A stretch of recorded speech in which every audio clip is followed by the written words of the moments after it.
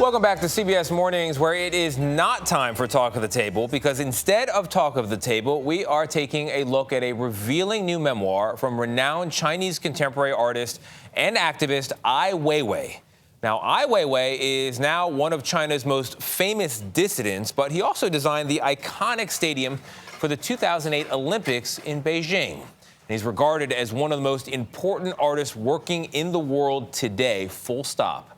Ai Weiwei spent an afternoon recently in New York City with Anthony Mason for his first TV interview about his new book. It's called 1,000 Years of Joys and Sorrows. And I'm happy to say Anthony Mason joins us now in studio. Anthony, good morning. Good morning. As you're about to see, Ai Weiwei's work is provocative and to some even offensive.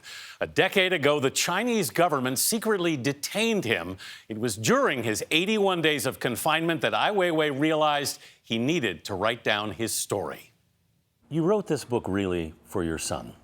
Yes, the purpose is to leave something for him, because I'm kind of feel I can disappear anytime.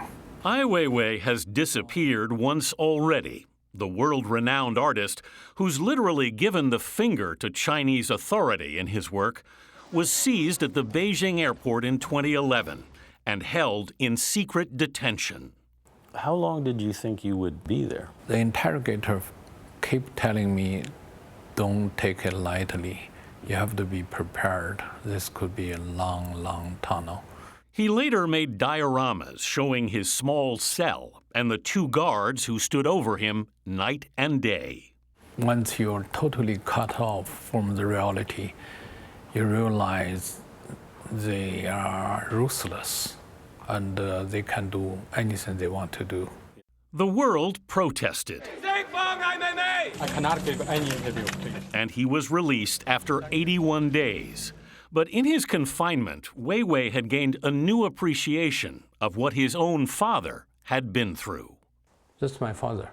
Ai Qing, a revered poet, had been a revolutionary. He's standing right here. And a friend of Mao Zedong. And that is Chairman Mao. Until 1957. Right when you were born, that your father essentially was sent away. Yes. I was born the year my father was exiled. Ai Qing was purged from the Communist Party and sent with his family to a remote camp called Little Siberia, where he was sentenced to cleaning public toilets. It's the worst thing a man can be punished to do. Were you aware of that as a little boy? Yes. How humiliating that was to your father. Oh, yes. Every day I have experienced that to see him, how he has been insulted. In exile, Weiwei's father was not allowed to write, and fearful of the Red Guard, he burned his prized collection of books. I remember those books are very difficult to catch fire because the paper is too thick. How did it feel to burn the books you loved?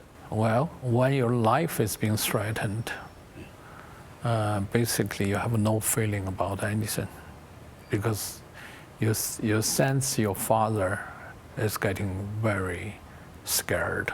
How do you think it affected you as a boy to see your father go through that? It's very hard to measure. I think maybe I become very realistic, and also I see how low humanity can go. This is your old neighborhood. Yes, I basically spent many years here. When China opened to the West, Ai Weiwei went to New York in 1981. Did you like New York? It's more than like it. It's overwhelmed. Browsing the Strand bookstore, he discovered The Philosophy of Andy Warhol. That's the first English book I ever bought.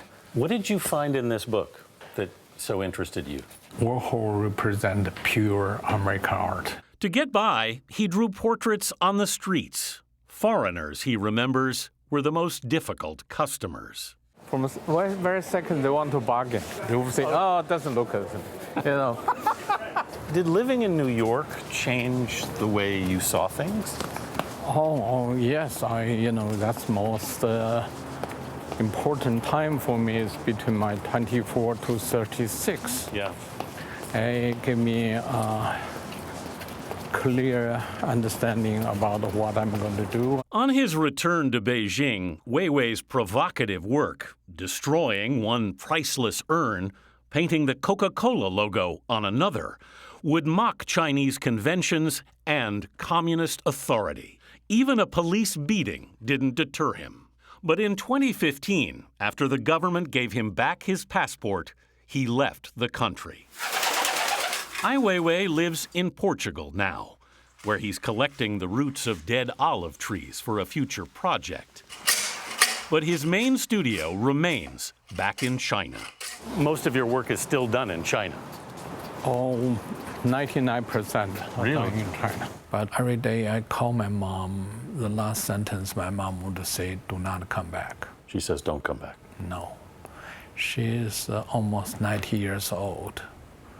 She terribly misses me. Yes. But she keep calling me, is trying to convince me not to go back. She's scared. She's totally scared. She doesn't want to see you go through what your father did. But more so, she didn't want my son to experience I have experienced. That's what she really worried, is about Ai Lao. Ai Lao, his only child, is now 12. In his memoir, Weiwei writes of his son telling him that he'd put a hammer in a freezer. Yeah, he froze the hammer. In a block of ice? Yeah. The hammer, Ai Lao told his father, represents Ai Weiwei. And when the ice thaws, he said, the hammer is still the hammer. You are the hammer. Yes, he think I'm the hammer. So funny. You feel like a hammer? I more feel like a nail.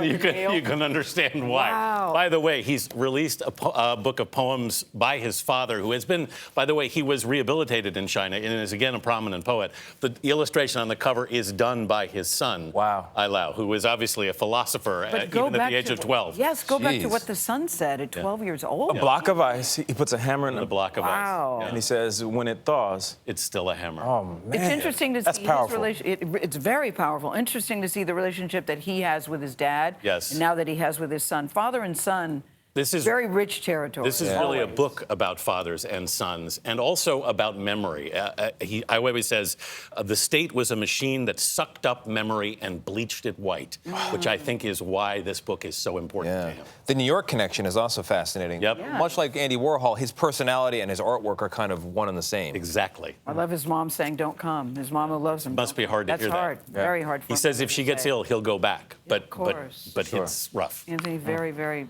very powerful.